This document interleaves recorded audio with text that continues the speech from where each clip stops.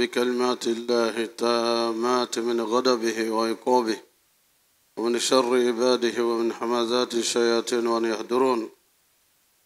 أعوذ بالله الذي يمسك السماء أن تقع على الأرض إلا بإذنه من شر ما خلق وزرع ومن شر الشيطان وشركه. أعوذ بالله السميع العليم من الشيطان الرجيم. بسم الله الرحمن الرحيم. إن الحمد لله نحمده ونستعينه ونستهديه. من يهده الله فهو المهتدي ومن يضلل فلن تجد له وليا مرشدا. أشهد أن لا إله إلا الله ولي الصالحين وأشهد أن محمدا عبده ورسوله. اللهم صل وسلم على المبعوث رحمة للعالمين محمد بن عبد الله وعلى آله وصحبه وسلم. اللهم الهمنا رشدنا مراشد أمورنا ونعوذ بك من شرور أنفسنا وسيئات أعمالنا. ربنا اتم لنا نورنا واغفر لنا إنك على كل شيء قدير. Chers frères et sœurs, Allah subhanahu wa ta'ala nous dit dans le Saint-Coran, Bismillahir Rahmanir Rahim, wa zakir fa inna zikra tanfa'ul mu'minin. Rappelez car le rappel est utile aux croyants sincères. En effet, depuis un mois, nous parlons du 5e pilier de l'islam. Ce pilier n'est autre que Al-Hajj. Le Hajj, pèlerinage à la maison sacrée d'Allah subhanahu wa ta'ala, est ce pilier qui est imposé par le Seigneur du monde et à ceux qui en ont les moyens. À ceux et celles qui en ont les moyens. C'est aussi une invitation du Seigneur du monde. Une invitation à aller à sa rencontre. Et cela doit être un moment de joie, d'expression d'honneur pour le fidèle et pour les fidèles que nous sommes, d'être appelés à répondre à l'appel du Seigneur du monde. C'est une reconnaissance pour nous de répondre à cet appel pour ceux et celles qui en ont les moyens. Je dis bien ceux et celles qui en ont les moyens. Ceux et celles qui en ont les moyens et qui ne vont pas répondre à cet appel, ça peut nous rappeler 2 ou 3 choses. Ou alors, Dieu a décrété que vous n'allez pas aller répondre à son appel, et je ne présume pas qu'il y ait quelqu'un ou quelqu'une qui soit dans ce décret, car il a annoncé que c'est un devoir pour nous tous et toutes d'aller répondre à son appel.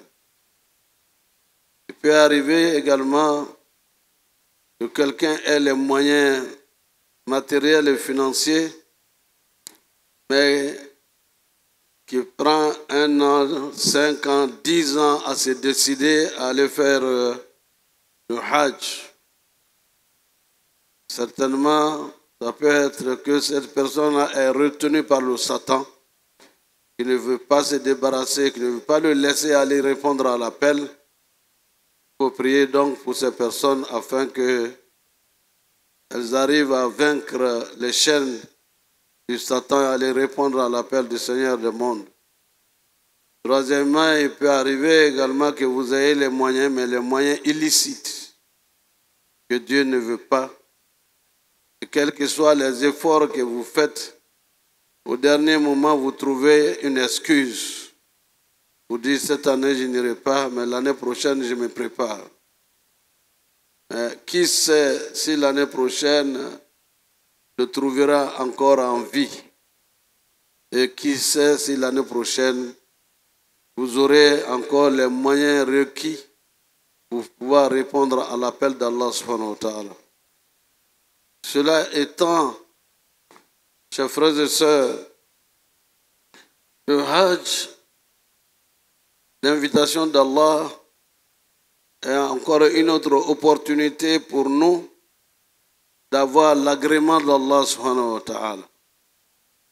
Il y a plein de symboles parce que le Hajj est un pilier social de l'islam. Et ce pilier social mobilise toute la communauté musulmane, mais la communauté mondiale d'une façon générale. Par les moyens qui permettent d'aller faire au Hajj. Également, ça mobilise les usines à fabriquer des choses qui seront pour les pèlerins des cadeaux à envoyer à leurs parents. Ça mobilise le monde entier, comme le jeûne du mois de Ramadan a mobilisé le monde entier. C'est pour cette raison que de plus en plus, si vous regardez les calendriers, vous verrez toujours maintenant que les gens, que ce soit pour des musulmans ou non musulmans, on mentionne les fêtes islamiques et on mentionne les événements importants de l'islam.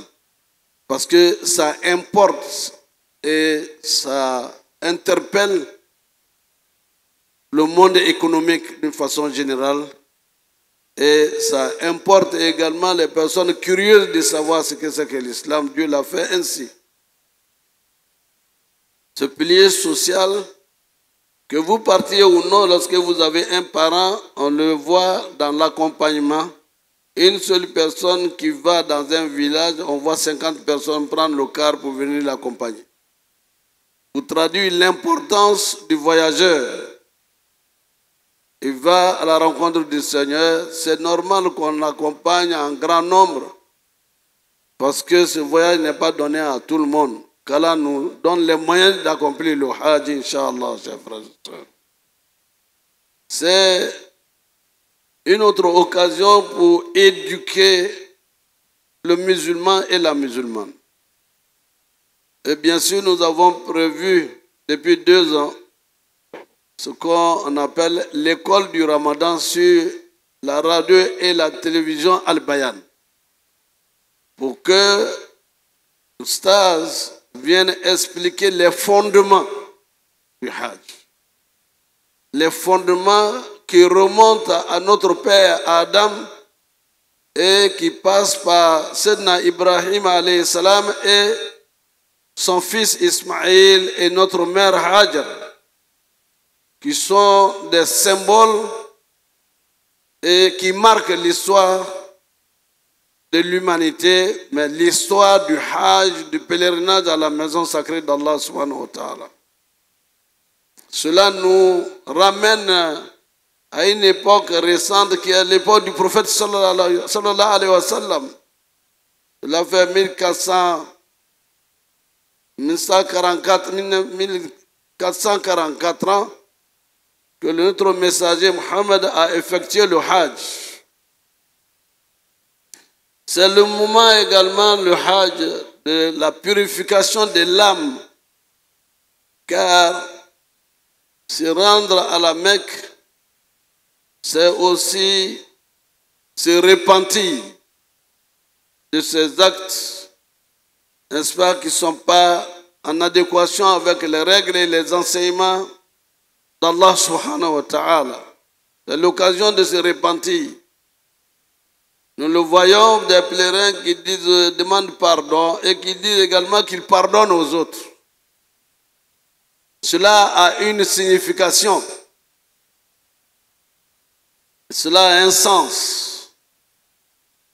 Depuis hier, je pense à cela, que le pèlerin, en partant à la rencontre du Seigneur du monde, part de chez lui et va se draper, s'envelopper de son linceul. Le linceul, c'est quoi? C'est le désétoffe pour l'homme. On se débarrasse de tout ce qu'on a porté jusque-là pour être comme le jour du départ de ce monde. Personne n'ira à la rencontre d'Allah. Nous sommes venus sans rien et nous partons à sa rencontre sans rien. Les habits de luxe, les voitures, les maisons, quelle que soit la beauté, le pèlerin va laisser tous ses honneurs et tous ses habillements pour aller concrétiser ce qu'il a dit. Me voici, ô Seigneur, me voici. Et en se présentant devant Allah, on fait l'assimilation ici en disant Labbaik Allahumma labbaik. Mais le pèlerin sent cette émotion davantage plus lorsqu'il ne porte plus rien sur lui. Plus rien que le linceul. D'ailleurs, quand le pèlerin meurt en état de sacralisation, on ne le lave plus. On ne l'habille plus avec le linceul. C'est avec son habit de sacralisation qu'on va l'enterrer. Et c'est avec cet habit qu'il va se réveiller le jour du jugement dernier. Et donc, cela amène le pèlerin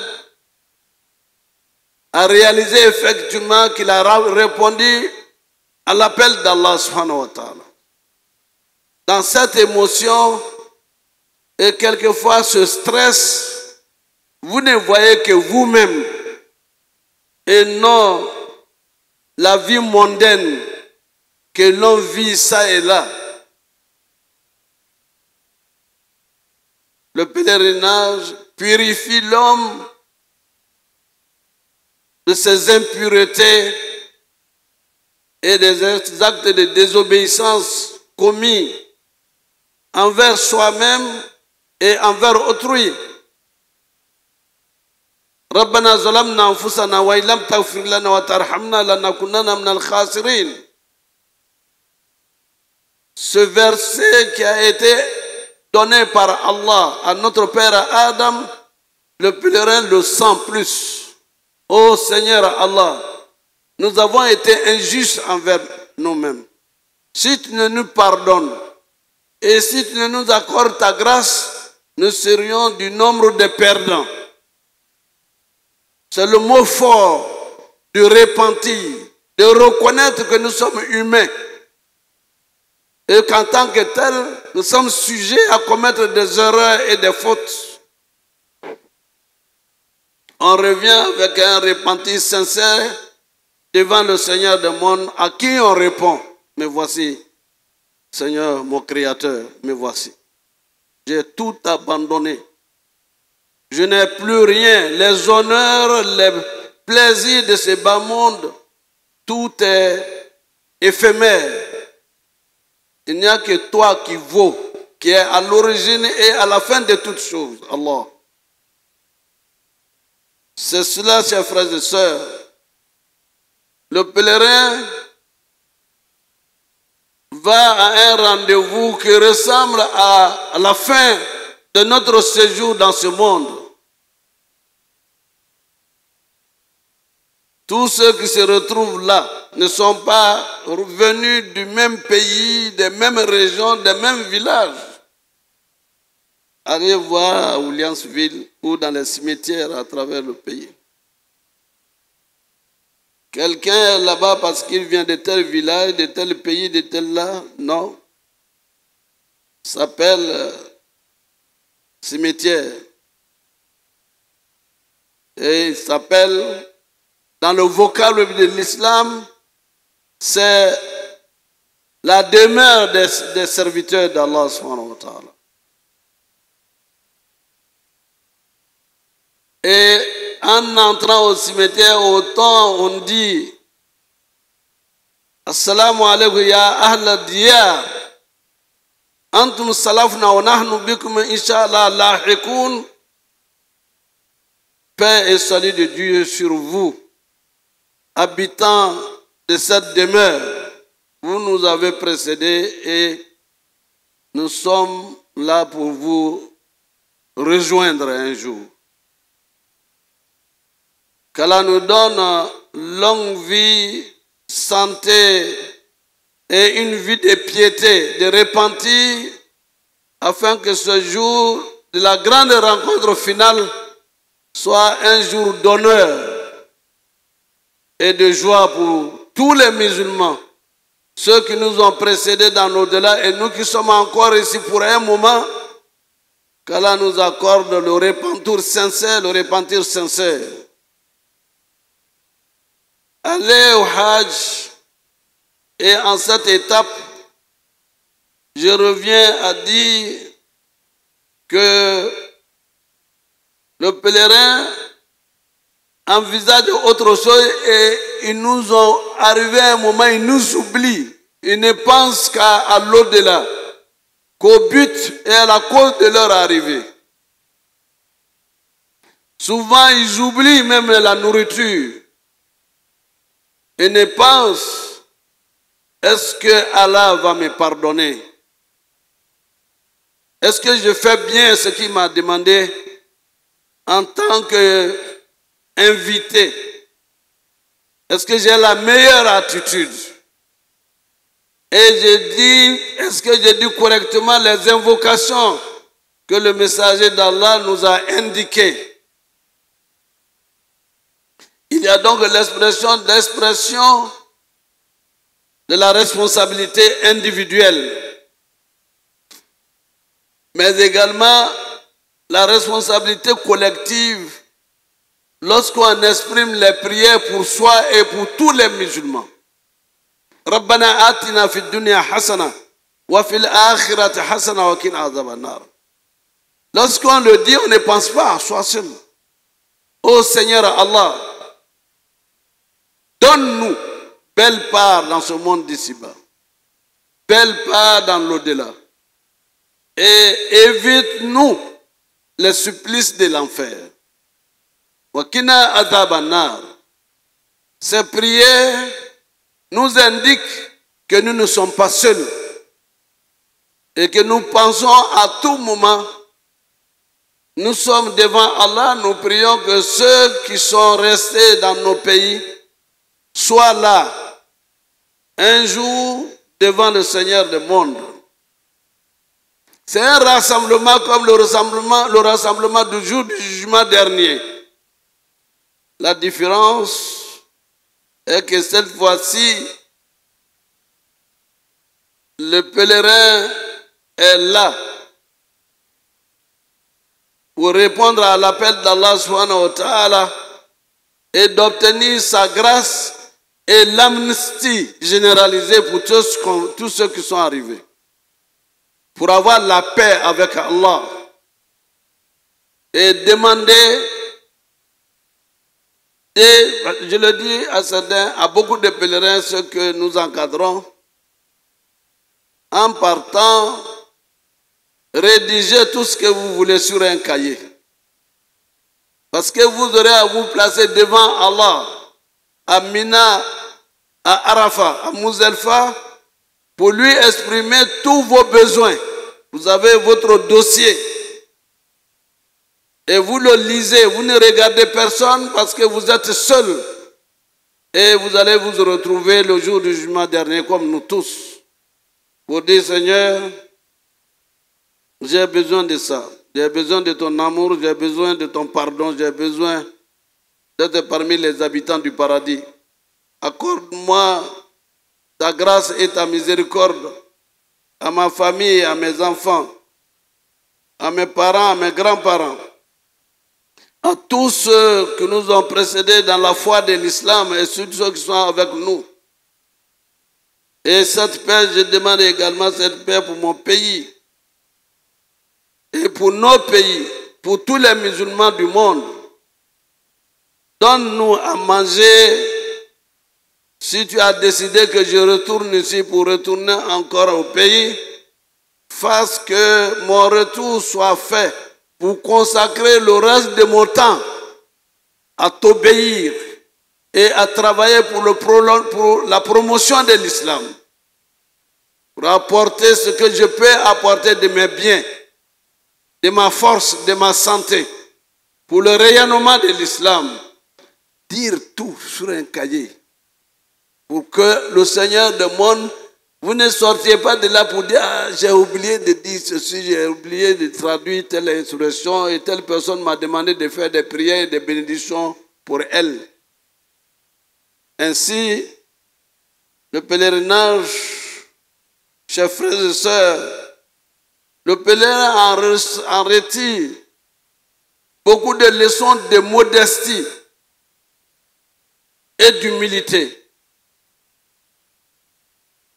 Et cela arrive à beaucoup de pèlerins, je dirais la plupart, de sentir un jour, est-ce que réellement je ne suis pas venu pour le reste, pour la fin de ma vie, pour se retrouver avec le sentiment qu'on est avec Allah et que je lui demande qu'il m'accorde ce que je lui présente. Ce jour, le pèlerin n'a pas faim et le pèlerin n'a pas d'écoute de quelqu'un d'autre. Il le sent. Et cela se traduit par une espèce de fatigue, mais qui n'est pas une fatigue physiologique. C'est un moment de méditation profonde. Il est donc important que le pèlerin, ceux qui sont partis et ceux qui sont encore là, qu'ils multiplient leur invocation et leur intention d'aller répondre à cet appel, de s'apprêter encore davantage pour être parmi les gens pieux et de réaliser que ce voyage est unique en son genre dans le monde, car c'est la plus grande concentration humaine une fois par an. Qu'Allah fasse que nos parents qui y vont réalisent leur pèlerinage dans la santé et dans l'obéissance au Seigneur du monde. Et qui nous reviennent, Inch'Allah, avec beaucoup de bénédictions et qui nous reviennent avec la rémission de leurs péchés. Que Allah nous pardonne à nous tous nos péchés, qui nous accorde le pèlerinage à la maison sacrée d'Allah subhanahu wa ta'ala. Chers frères et sœurs, le Hajj, le pèlerinage à la maison sacrée d'Allah subhanahu wa ta'ala, c'est tout cela. De se retrouver dans les places et les traces, n'est-ce pas, de nos prédécesseurs, mais il ne nous a pas laissé les mains vides, ceux et celles qui ne vont pas cette année. Car le prophète nous dit, sallallahu alayhi wa sallam, celui qui gêne Som Yom Arafah, Yukafir Sanatayn, ou Kamakala alayhi salatu wa salam. Le messager d'Allah nous dit, celui qui gêne le jour de Arafat, Allah subhanahu wa ta'ala lui pardonne 2 années de péché. Vous avez dit 2 années de péché, mais je ne parle pas des brigands qui vont tuer les gens. Ceux-là ne seront jamais pardonnés.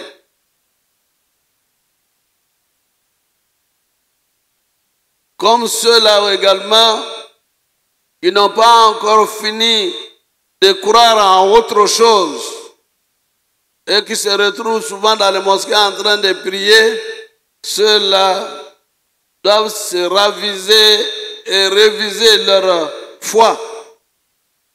Car Dieu ne pardonne pas qu'on lui associe quoi que ce soit. Parce qu'il y a parmi nous qui ne savent pas que les gourmettes où il y a de l'or dedans, c'est des sacrifices faits aux génies non musulmans. Car les génies musulmans n'en ont pas besoin.